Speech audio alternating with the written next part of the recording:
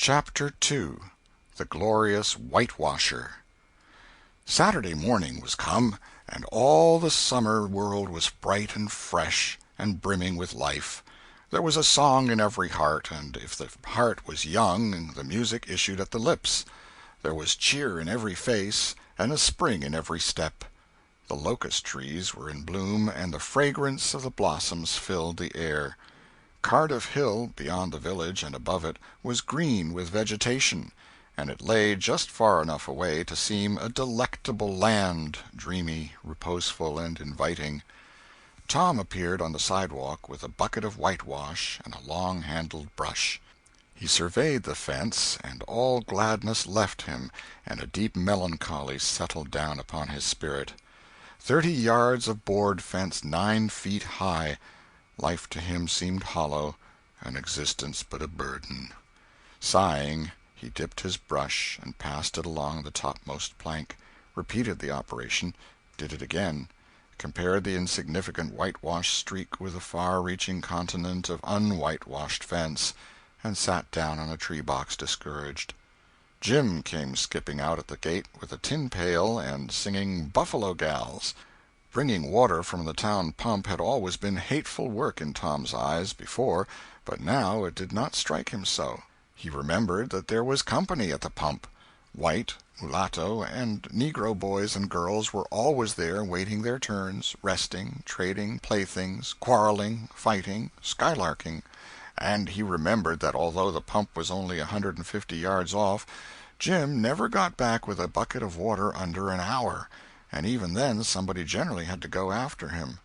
Tom said, "Say, Jim, I'll fetch the water if you'll whitewash some." Jim shook his head and said, "Can't, Mars Tom. Old missus, she told me I got to go and git dis water and stop fooling around with anybody. She say she spec Mars Tom gwine to ax me to whitewash, and so she told me to go 'long and tend to my own business. She 'lowed she'd tend to whitewashin'." "Oh, never mind what she said, Jim. That's the way she always talks. Gimme the bucket. I won't be gone only a minute. She won't ever know." "Oh, I dasn't, Mars Tom. Ole missus she'd take and tar de head off'n me. 'Deed she would." She never licks anybody. Whacks 'em over the head with her thimble, and who cares for that, I'd like to know? She talks awful, but talk don't hurt. Anyways, it don't if she don't cry. Jim, I'll give you a marvel. I'll give you a white alley." Jim began to waver. "White alley, Jim, and it's a bully taw." "My, that's a mighty gay marvel, I tell you. But, Mars Tom, I's powerful 'fraid of ole missus. And besides, if you will, I'll show you my sore toe." Jim was only human. This attraction was too much for him. He put down his pail, took the white alley, and bent over the toe with absorbing interest while the bandage was being unwound.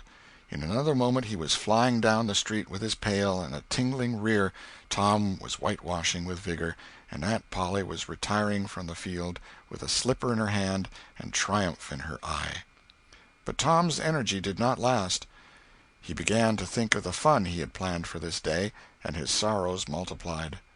Soon the free boys would come tripping along on all sorts of delicious expeditions, and they would make a world of fun of him for having to work. The very thought of it burnt him like fire. He got out his worldly wealth and examined it. Bits of toys, marbles, and trash. Enough to buy an exchange of work, maybe, but not half enough to buy so much as half an hour of pure freedom. So he returned his straitened means to his pocket and gave up the idea of trying to buy the boys.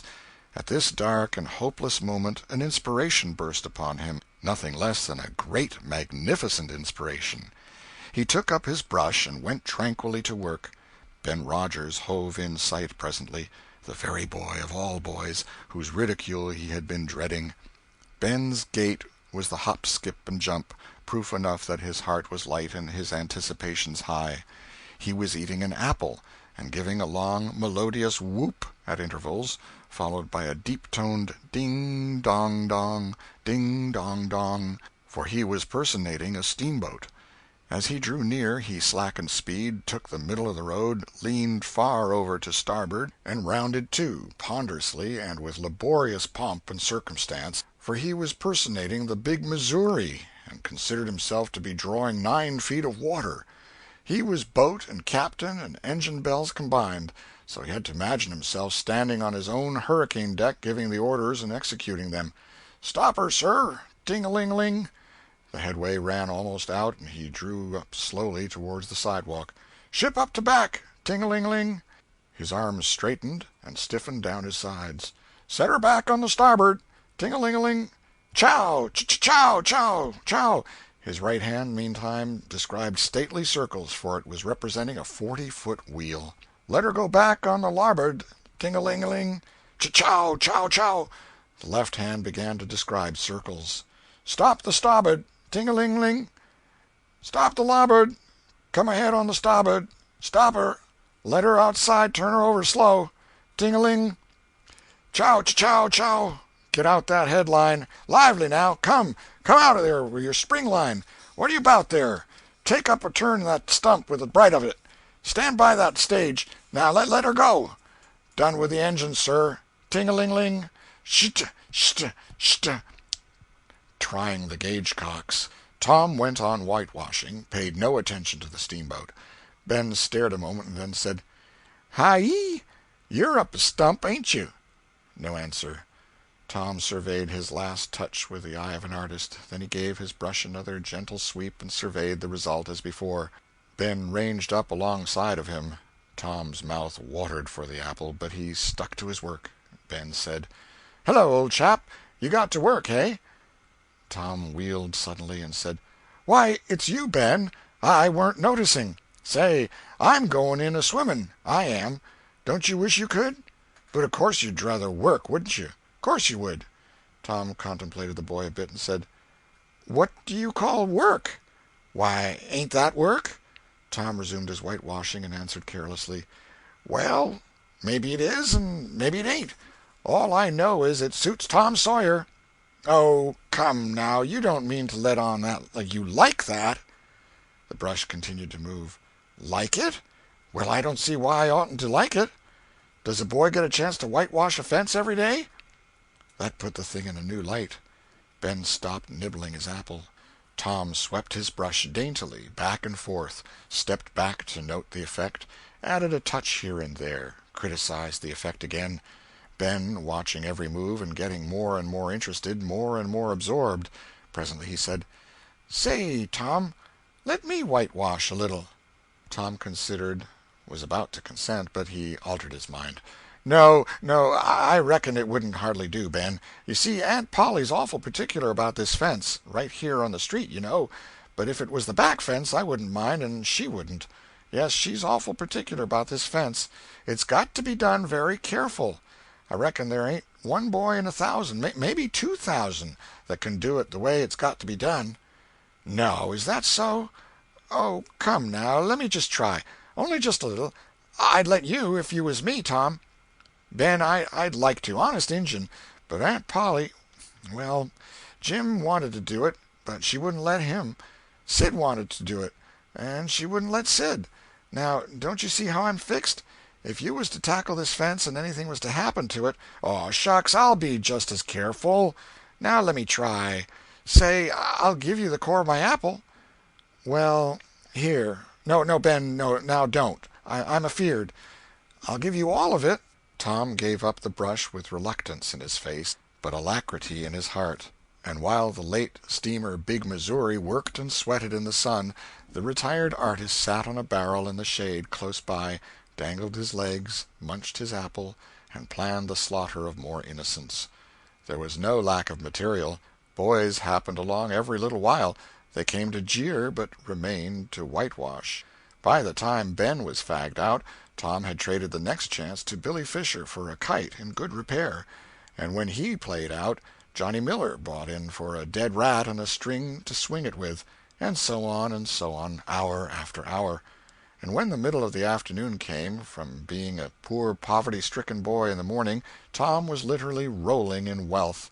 He had, beside the things before mentioned, 12 marbles, part of a jew's harp, a piece of blue bottle-glass to look through, a spool cannon, a key that wouldn't unlock anything, a fragment of chalk, a glass stopper of a decanter, a tin soldier, a couple of tadpoles, 6 firecrackers, a kitten with only one eye, a brass doorknob, a dog collar but no dog, the handle of a knife, 4 pieces of orange peel, and a dilapidated old window sash.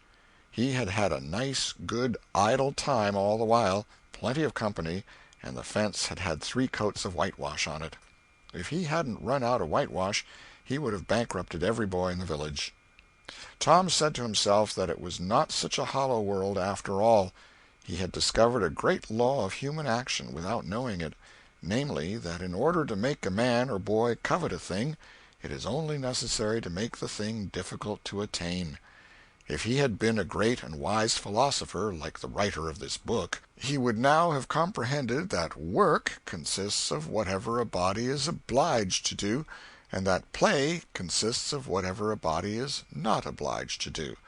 And this would help him to understand why constructing artificial flowers or performing on a treadmill is work, while rolling 10-pins or climbing Mont Blanc is only amusement. There are wealthy gentlemen in England who drive 4-horse passenger coaches 20 or 30 miles on a daily line in the summer because the privilege costs them considerable money. But if they were offered wages for the service, that would turn it into work, and then they would resign. The boy mused a while over the substantial change which had taken place in his worldly circumstances, and then wended toward headquarters to report.